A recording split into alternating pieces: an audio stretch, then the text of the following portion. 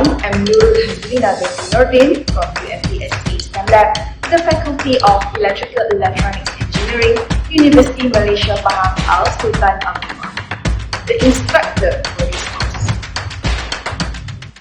In this Chapter 1, Introduction to Raspberry Pi of our micro-credential course on Raspberry Pi programming. This course involves integrating Python programming with hardware, specifically using Raspberry Pi systems, Raspberry Pi 4, and microcontrollers like Raspberry Pi Pico.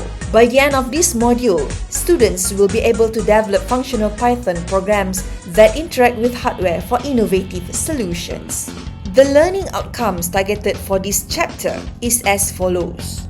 First, you will learn on how to set up Raspberry Pi operating system. We will guide you through downloading, installing, and configuring Raspberry Pi operating system on your device. You will learn on how to configure GPIO. Second is configuring GPIOs. You will learn how to enable and interact with the general purpose input-output pins for hardware control. Next, we will move on into installing Tony IDE.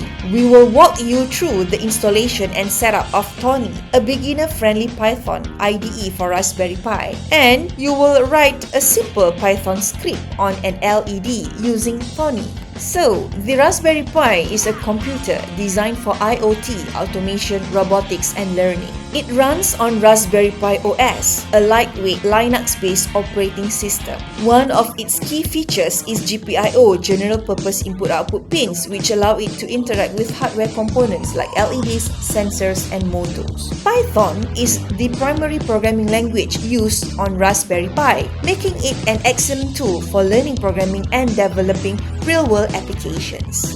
The Raspberry Pi 4 is a powerful single-board computer designed for a wide range of applications, from IoT to automation to AI and multimedia projects. At its core, it features a quad-core Cortex-A72 processor, providing desktop-level performance in a compact form factor. The Raspberry Pi 4 is equipped with multiple peripherals and interfaces, making it highly versatile. Let's explore its hardware. There are 4 USB ports, 2 USB 3.0 ports for high-speed data transfer, and 2 USB 2.0 ports for peripherals like keyboards and mice. Dual micro HDMI output supporting 4K resolutions on 2 displays simultaneously. Gigabyte Ethernet port providing fast and stable network connectivity. Wi-Fi 2.4 GHz and 5 GHz, and Bluetooth 5.0 for seamless wireless communication. The 40-pin GPIO, General Purpose Input-Output Header, is one of the Raspberry Pi 4 most powerful features. It enables direct interactions with sensors, motors, LEDs, and other electronics components, making it an excellent choice for hardware projects and automation. This Raspberry Pi 4 supports expandable storage via microSD slot card, which is used to install and boot the operating system. For image processing and real-time monitoring, the boards includes a camera serial interface (CSI) for connecting official Raspberry Pi cameras, a display serial interface (DSI) for LCD touch screen attachments. The Raspberry Pi 4 requires a USB-C power supply with at least 3 ampere of current to run efficiently.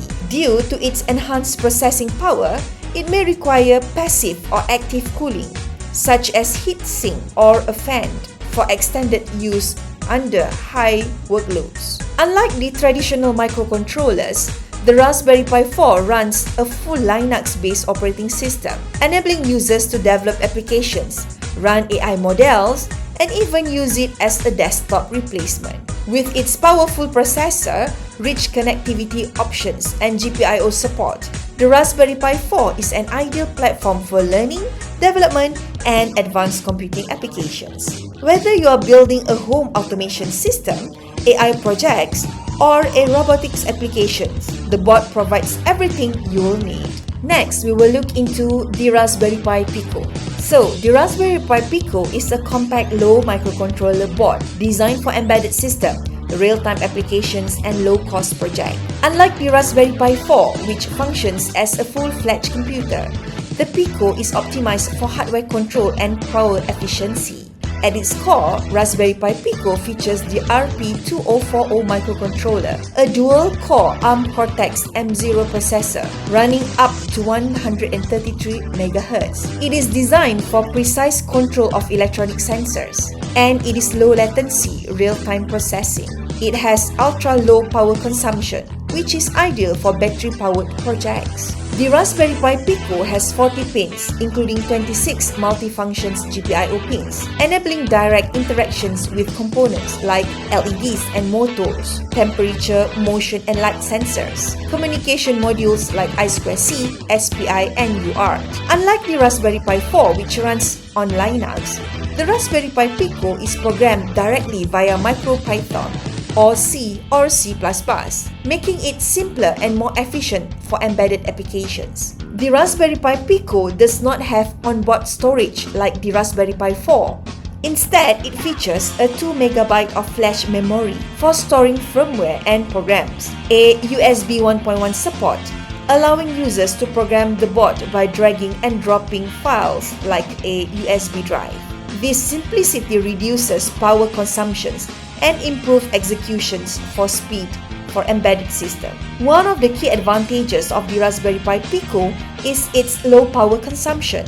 It supports multiple power modes, including sleep and deep sleep modes for battery efficiency, 3.3 volt logic levels, making it compatible with many low power sensors. These features make the Pico ideal for portable devices, IoT applications, and real-time control system. While Raspberry Pi Pico lacks built-in networking and high processing power, it is a cost-effective, energy-efficient solutions for projects like robotics, automation, and sensor-based applications.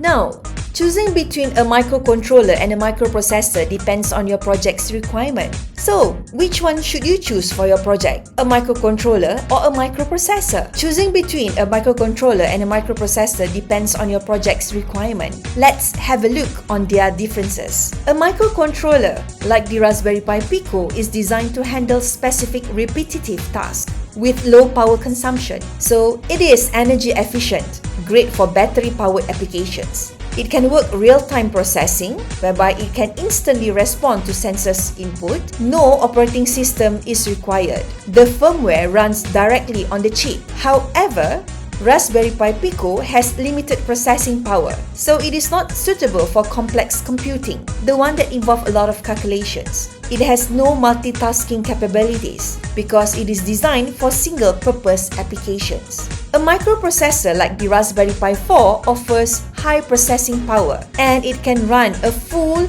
operating system like the Raspberry Pi operating system. It has a powerful computing capabilities where it can run applications, artificial intelligence applications, and multimedia processing. It is a multitasking device whereby it can handle multiple programs simultaneously, and it supports full operating system whereby this is ideal for development and research. However, take note that Raspberry Pi 4 requires higher power consumption. Now, this is not ideal for battery-powered devices. Microcontrollers like Raspberry Pi 4 requires an operating system where setup is more complex than the microcontrollers. So, which should you choose? If your project requires real-time control, low power consumption, and direct sensor interaction, go with a microcontroller like the Raspberry Pi Pico. If you need a full computing environment, multitasking, and operating system-based applications, choose a microprocessor like the Raspberry Pi 4. Understanding the strength and limitation of both platforms helps in making the right decision for your project. To get started, we need to install Raspberry Pi operating system. Follow these steps. Download the Raspberry Pi imager from the official Raspberry Pi website. Insert a micro SD card into your computer. Open the imager software, select Raspberry Pi OS and write it on the SD card. Choose the SD card for the Raspberry Pi OS. Click on Write. Once completed, insert the SD card into your Raspberry Pi. Connect the power supply, keyboard, mouse, and monitor and power it on. Follow the on-screen setup instructions to configure your Wi-Fi, language, and system preference. Once setup is complete, your Raspberry Pi is ready to use. Open the terminal on Raspberry Pi, type the following command and press enter. Sudo Raspberry Pi config. Navigate to the interfacing options and enable SSH, I2C, and SPI. SSH allows remote access to the Raspberry Pi. I2C and SPI enable communication with sensors and other hardware components. After enabling these options, restart your Raspberry Pi to apply these changes. Now, we can use the GPIO library to interact with the hardware, such as controlling the LEDs and reading sensor data. For programming in Python, we will use Tony IDE, a beginner-friendly development environment. Let's explore these 3 ways to access and install Tony. The first method is installing Tony using command prompt or terminal in Raspberry Pi. Open the terminal in your Raspberry Pi, type the following command and press enter. Sudo apt update and sudo apt install Tony. Once the installation is complete, you can open Tony from the Applications menu, Programming Tony IDE. This method ensures you have the latest version of Tony installed. The second method is the easiest because Tony comes pre-installed on most Raspberry Pi OS versions. Click the Raspberry Pi menu on the top left, navigate to Programming, Tony Python IDE, and click Launch. With this method, you don't need to reinstall anything. Just open and start coding. And the third method is downloading Tony manually from the official website. This is useful if you are using Windows or working with Raspberry Pi Pico. Open the browser and go to tony.org. Click Download and choose the versions for Windows, Mac OS or Linux. Install Tony by following the setup instructions. Once installed, you can now use Tony on your PC to program Raspberry Pi Pico via USB. Now, your Raspberry Pi is fully configured and ready for Python programming. Let's move on to Activity 1, Digital Output LED On. Here's a step-by-step guide to program and wire a Raspberry Pi Pico to light up an LED on pin 14 using MicroPython. As we wrap up this chapter, let's review the key milestones that you should achieve in this chapter. First is to set up the Raspberry Pi OS. Second is to configure GPIOs and interface. Third, installing and configuring Tony IDE. And finally, the LED On project. In the upcoming chapter, we will look into control statements in Python and explore how to apply them on Raspberry Pi Pico to enhance your programming skills and create more dynamic projects.